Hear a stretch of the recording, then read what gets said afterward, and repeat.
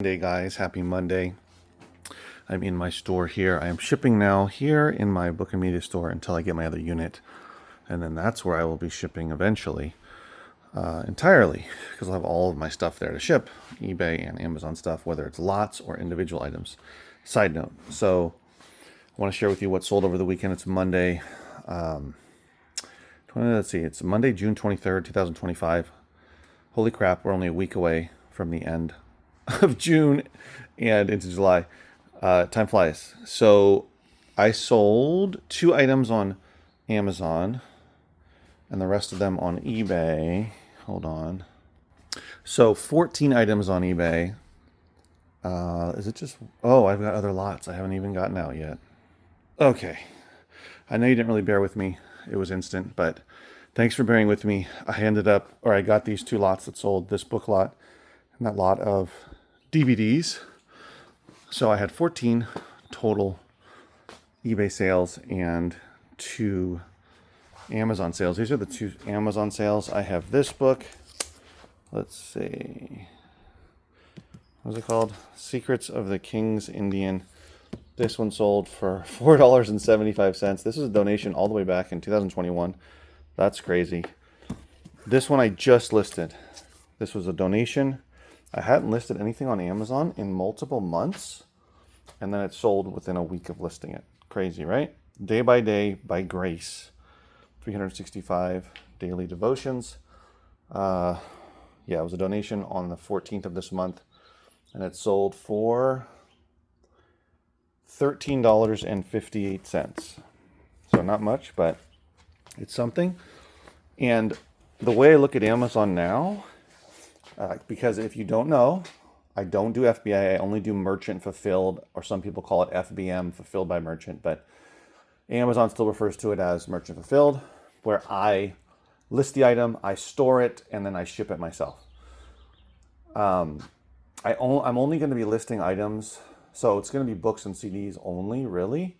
Books and CDs on Amazon when the book or CD doesn't make any sense to either list it on eBay or have it in my store. So like as an example, a CD that might be more rare, but for some reason it's not going for much on eBay, but I can get more money for it on Amazon, and also a book.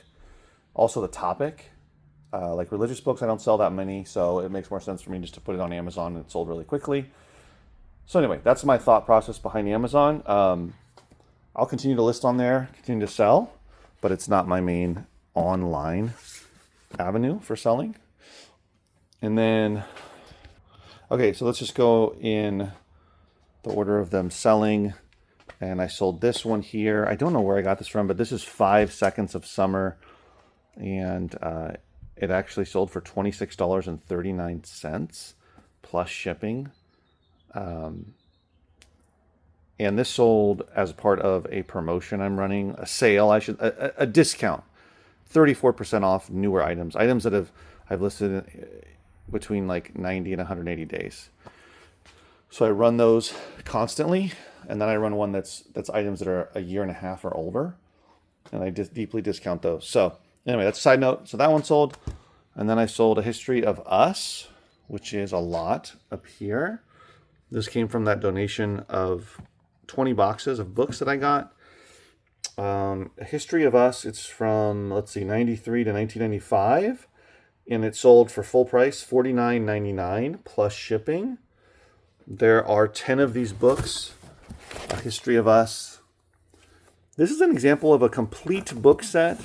It's for kids. I mean, it could be for adults, but from the 90s. Early to mid 90s. Example of a complete book set that you can sell for some money. But guys, you got to do your research. I didn't just say, oh, it's a complete set, I'm putting it up on eBay. I had to look and see if it's actually selling and if it's worth my effort, because it is big.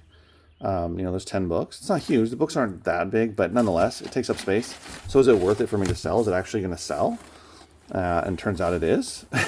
And it did for $50. So that's one to keep in mind.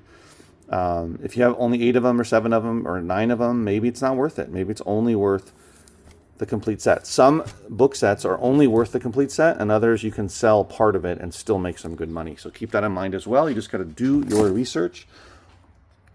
This one came from a donation. If you remember, weren't that many good books in there that I could sell, but this is one of them.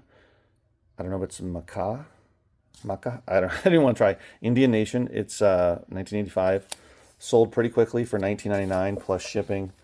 I'm sorry, $17.20 plus shipping. I took an offer. And then this next sale is really old.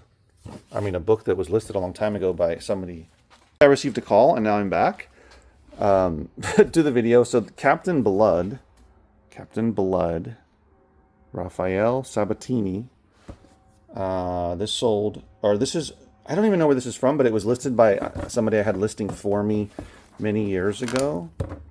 And it sold for $156. So look out for this book, guys. It took a long time to sell, so it's definitely a long tail, but I'd say it's worth it for $156. I sold this book here, boy, $7.80 free shipping. This one here for $15, which is Polaris and the Immortals. So these are sci-fi books. The one to the right, Prince of Peril, $13 plus shipping. Those went to the same person. And then a couple that I sold that weren't really worth much, like this one, The Faithful Parent, didn't sell for much, but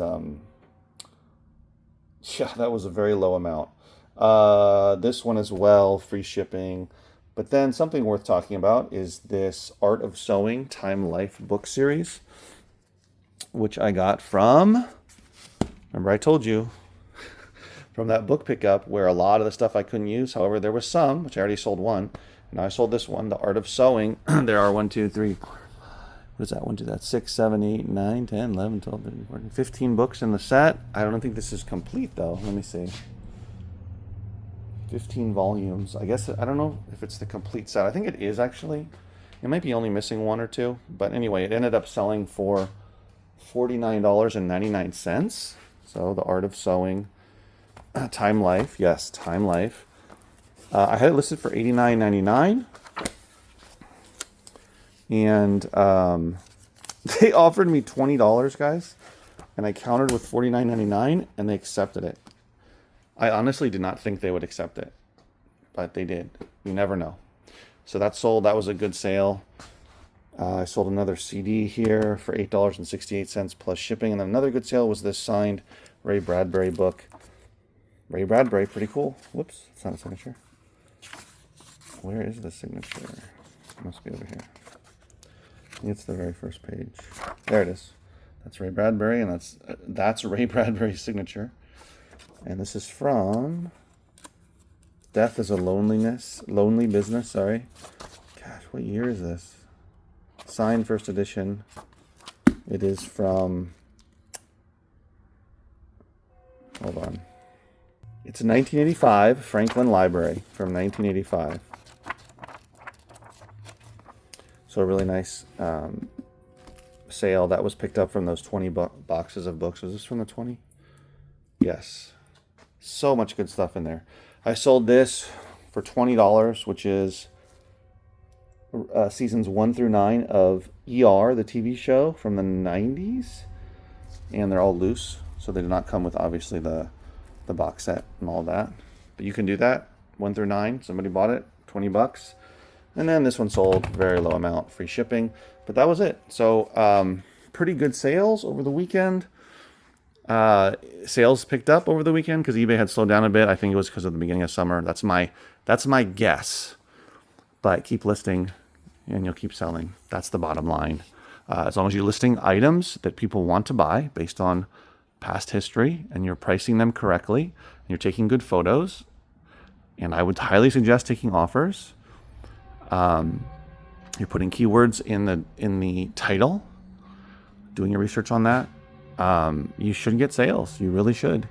But research is key. Also building your knowledge base of what looks like it's going to sell and what doesn't look like it's going to sell to not waste your time. So those are all things to consider. I'm looking forward to seeing who comes in today. Today's Monday, start of the week. I'll see you in the next video. Take care.